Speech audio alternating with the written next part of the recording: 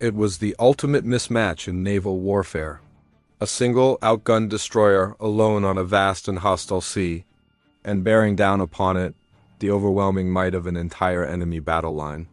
5 battleships, floating fortresses of steel and fire, their massive guns trained on one target. For the crew of that lone warship, the calculus was simple and horrifying. They could not outfight them. They could not outrun them. Surrender was unthinkable. All seemed lost. This is the story of the most desperate gamble of the Pacific War, a moment where ingenuity and raw courage faced down apocalyptic firepower. This is the story of when 5 Japanese battleships targeted 1 American destroyer, and the crew's impossible gambit that saved them all. Our story takes place in the aftermath of the pivotal Battle of Leyte Gulf, late October 1944. The Imperial Japanese Navy, in a final, desperate attempt to turn the tide, had launched Operation Shogo, a complex plan to smash the American invasion forces on the beaches of Leyte in the Philippines. While the main Japanese thrusts had been shattered at the battles of the Sibuyan Sea and Surigao Strait, one powerful force remained dangerously at large. This was the formidable Center Force, commanded by Vice Admiral Takeo Kurita. It had been battered by American submarines and aircraft, losing the super battleship Musashi, but it was still a terrifying armada. At its heart were 4 battleships, including the legendary Yamato and her sister ship Musashi, the largest battleships ever constructed, armed with 18.1-inch guns capable of obliterating any ship afloat. Alongside them were heavy cruisers and a screen of destroyers. The American force standing between Kurita and the vulnerable troop transports in Leyte Gulf was codenamed Task Unit 77.43, but it would earn a more famous, desperate nickname. Taffy 3. This was not a fleet of battleships. It was a collection of escort carriers, small, slow, converted merchant hulls protected by a thin screen of destroyers and even smaller destroyer escorts. Their job was anti-submarine patrol and close air support for the troops ashore. They were never meant to fight a surface engagement. They were the Navy's sheepdogs, not its wolves, and among those sheepdogs was the Fletcher-class destroyer, USS Johnston, DD-557, commanded by Commander Ernest E. Evans, a Cherokee Indian from Oklahoma. The Johnston was a fine, modern destroyer, but she was just 376 feet long, displaced 2,700 tons, and her main armament was 5 5-inch guns. Against the armor of a battleship, her shells were little more than firecrackers. Commander Evans, a man of intense pride and fighting spirit, had told his crew at commissioning, "This is going to be a fighting ship. I intend to go in harm's way, and anyone who doesn't want to go along had better get off right now." Every man stayed. And now, on the morning of October 25, 1944, off the island of Samar, harm's way was steaming over the horizon at 30 knots. Dawn broke with scattered squalls over the Philippine Sea aboard the carriers of Taffy 3. The routine of launching the morning combat air patrol was underway. The radar operators scanned their screens, expecting only the occasional bogey from distant Japanese airfields. Then, at 0645 hours, a lookout on the carrier Fanshawe Bay squinted at the northern horizon. Masts. Too many masts. The report crackled over the radio. A pilot flying overhead confirmed the unthinkable. "I can see pagoda masts. I see the biggest damn battleship I ever saw."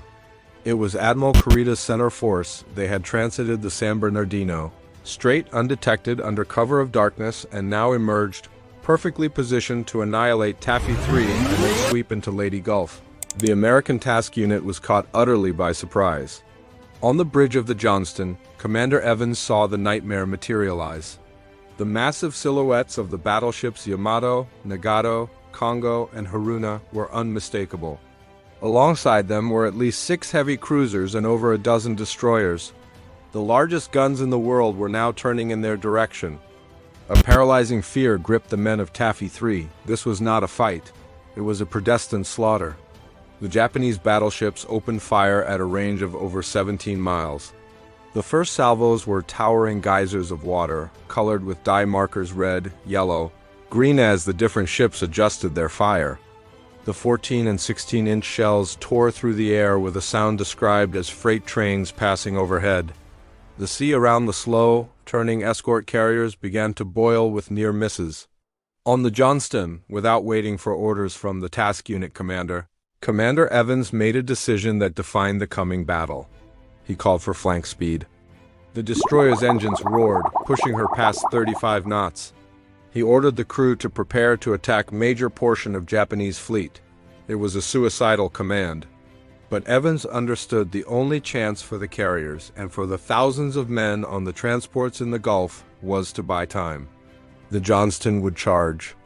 At 0700 hours, still outside effective range of her own guns, the Johnston began a solitary, weaving sprint directly toward the Japanese battle line.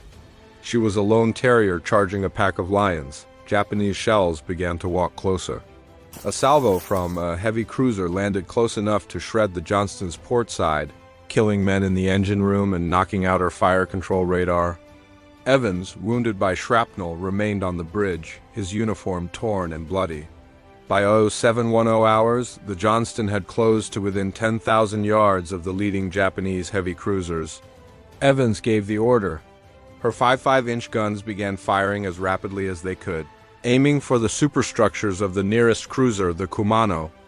The small shells peppered the Japanese ship, starting fires and causing chaos on its bridge. Then Evans executed the first part of his gambit. He ordered a full spread of 10 torpedoes launched at the cruiser column. The Mark 15 torpedoes streaked through the water. What happened next was a stroke of devastating luck. One of the Johnston's torpedoes struck the Kumano squarely in the bow, blowing it completely off. The mighty cruiser, part of the vanguard of the most powerful surface force in the Pacific, slewed out of line, crippled and burning. The charge had drawn blood. But now, the Johnston had the full, furious attention of the entire Japanese fleet. The Johnston now danced in a hell of her own making.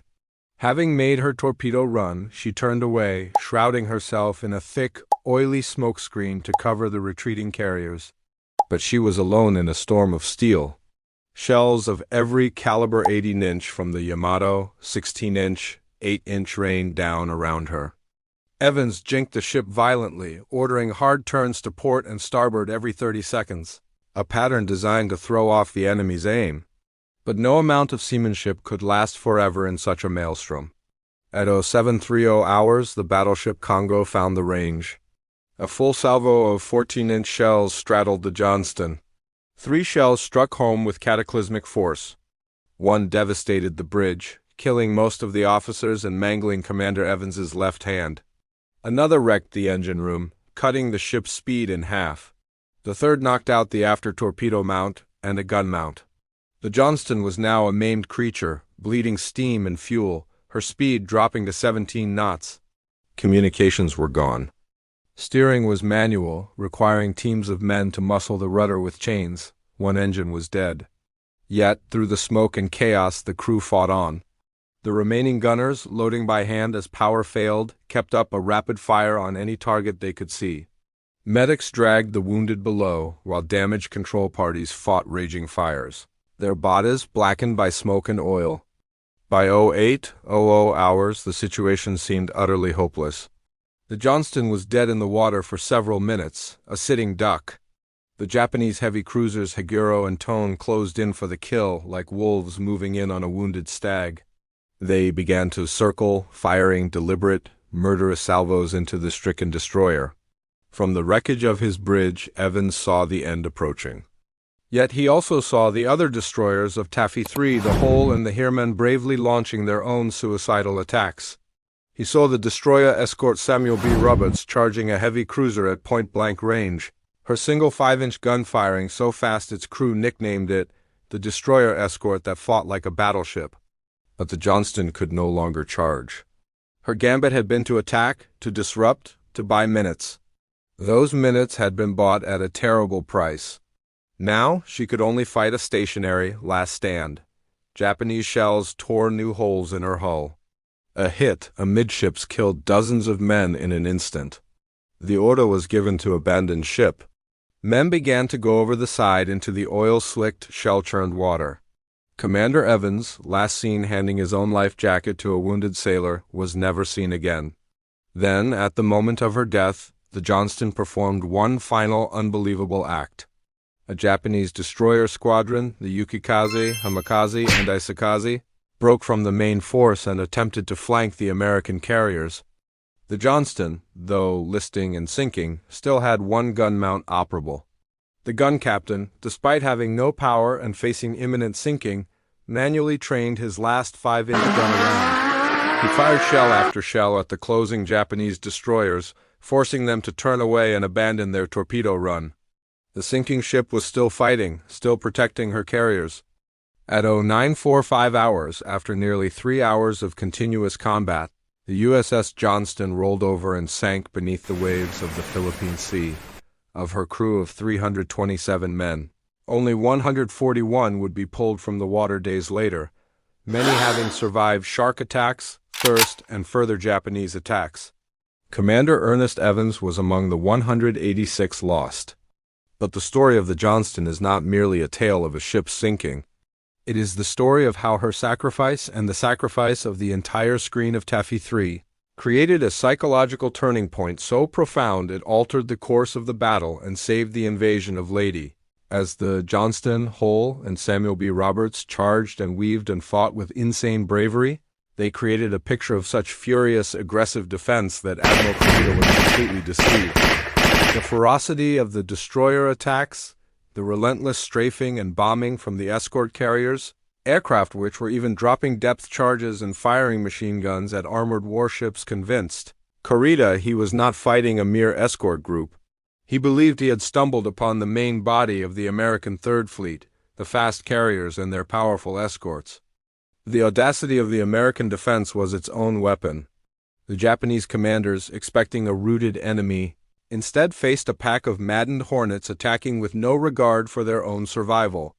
The sheer volume of smoke, the chaotic weaving of the small ships, the constant aerial harassment made command and control nearly impossible for Kurita. His fleet, the mighty center force, was thrown into disarray. The crippling of the cruiser Kumano by the Johnston's opening torpedo salvo was a tangible shock. The sight of a sinking destroyer still firing its last gun to drive off his destroyers was a psychological one.